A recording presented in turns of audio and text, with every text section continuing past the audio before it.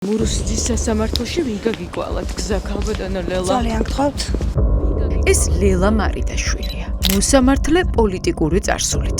თბილისის საქალაქო სასამართლოში დასაქმებამდე მარიდაშვილი საგარეჯოს საკრებულოს ორი მოწვევის წევრი და საკრებულოს თავმჯდომარის მოადგილე იყო. ეს ის ქალია, ვინც ციხეში გაუშვა პოლიციელების მიერ დაკავების შემდეგ სასტიკად ნაცემი და ნაწამები საბას ხვიტარიძე და გიორგი ახობაძე. 1 ოქტომბრამდე იყავით ქართული ოცნების წევრი, საკრებულოში მუშაობდით მაღალ თანამდებობაზე. სასამართლოში როგორ თქვენთან აღმოჩნდით? საუბარი. ძალიან ბევრი რამ არ გვინდა არჩვენ, მაგრამ თქვენ აკეთებთ. უდანაშაულო ადამიანებს ციხეში უშვებთ.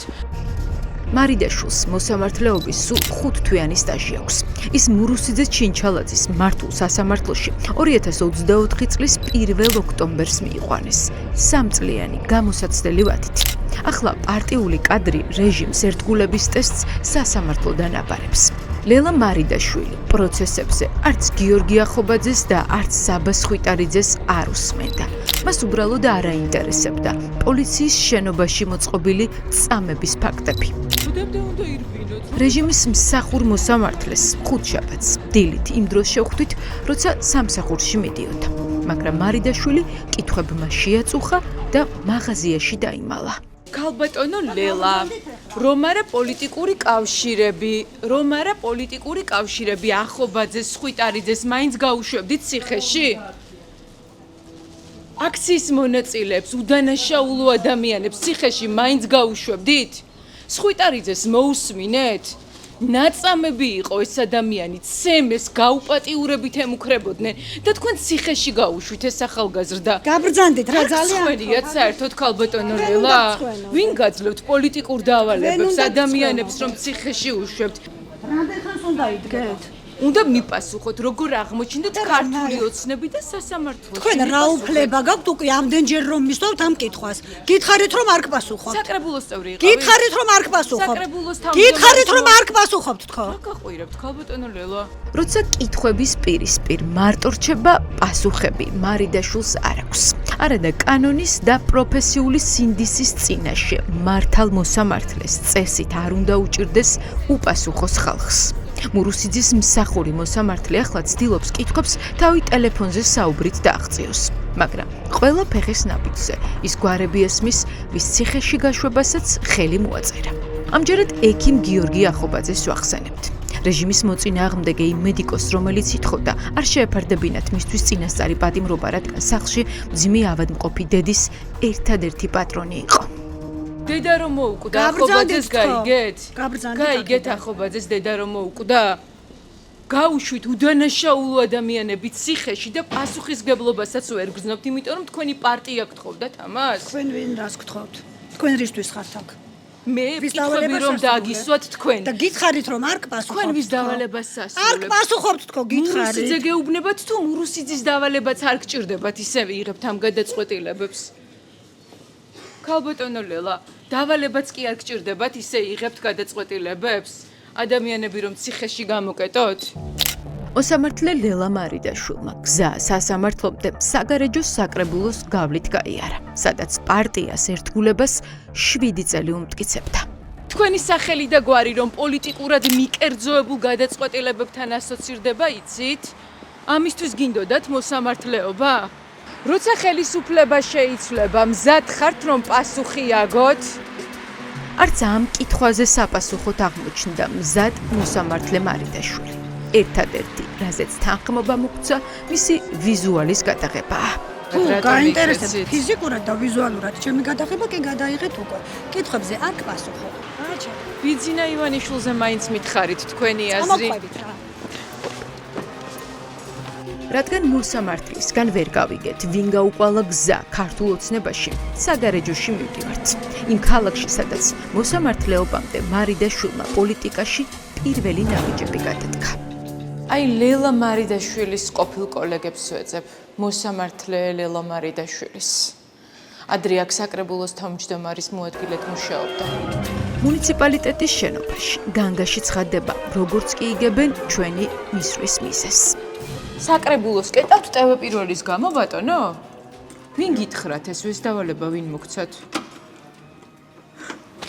შეიძლება შეხმაჯერ. ვინ გითხრათ ეგ რომ კარი ჩაკეტეო საკრებულოსი? ოქროს მაგუთ. უფროსი ვინ არის თქვენი უფროსი? გამომხნელობა. აი კიდევ ერთ ამის შემდეგ ამ კარიდან გამოსვლა და შესვლა შეუძლებელი გახდა. საჯარო მოხელეებს პრაქტიკულად თავისუფლება უკანონოდ აღუკვეთეს. დაცვის ორ თანამშრომელს კიდევ 3 დაემატა და შენობაში უსაფრთხოების ზომები გამკაცრდა.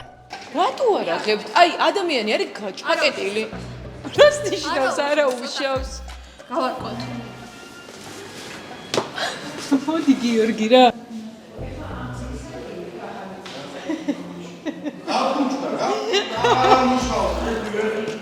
ბატონო გიშველოთ, დავრეკო პატრულში, გიშველოთ.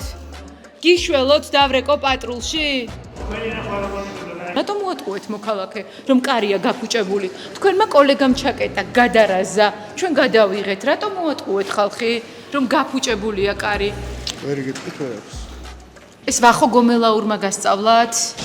რადგან საკრებულოს კარი ჩვენთვის ჩაიკეტა, ახლა მუნიციპალიტეტის თანამშრომლებთან ვცდილობთ გასაუბრებას. გვაინტერესებს რა იმუშავა ასეთი მარიდაშვილმა ორი მოწვევის საკრებულოში, რომ თბილისში დასჭირდათ მისი რესურსების გამოყენება. თან მოსამართლეთ. აი რითი გამოიჩინა თავი, რის გამოც პოლიტიკურმა ხელმძღვანელობამ მიიღო გადაწყვეტილება, რომ დაეწინაურებინათ და საგარეჯო და თბილისში გადაიყვანეს. მე რა უნდა გითხრათ ამასთან დაკავშირებით, მე პასუხი არ მაქვს ამ საკითხზე. თქვენი ყოფილი თანამშრომელი რომ უდანაშაულო ადამიანებს ციხეში უშვებს, ხედავთ ყველაფერს ამას? როგორ ფიქრობთ, რატომ იღებს ამ გადაწყვეტილებებს? ქართული ოცნება რომ 100 ამოვნოს? ჩვენ აპოლიტიკურები ვართ. სამართლიანად დაიჭირეს, დაგვანებეთ. ვინ დაიჭირეს სამართლიანად? ვინ დაიჭირეს? ახალგაზრდები თქვენი შვილების ხალხი. ხალხი. უკვე საკმარისია.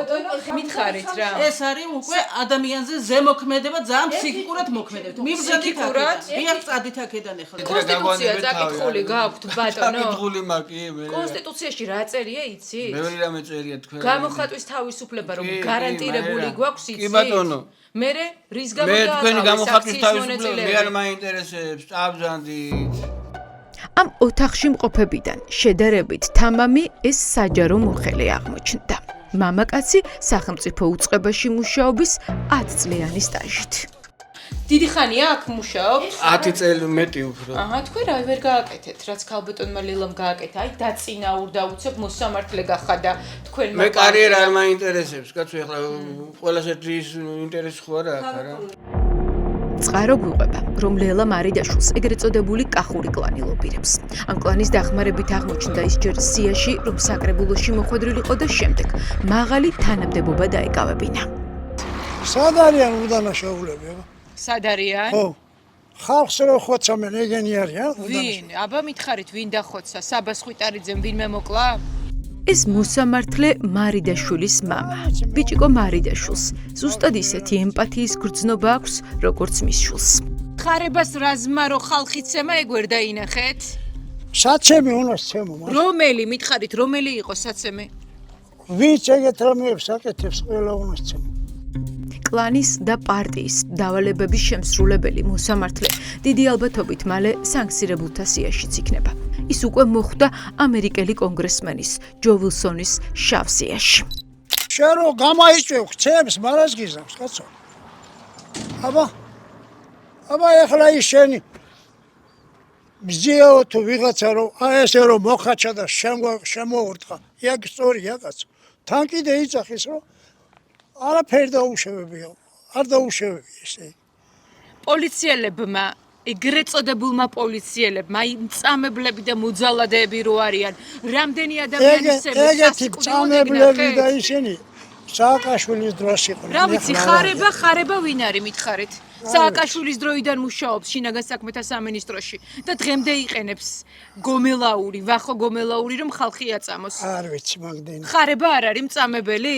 არ ვიცი ვინ არის ხარება.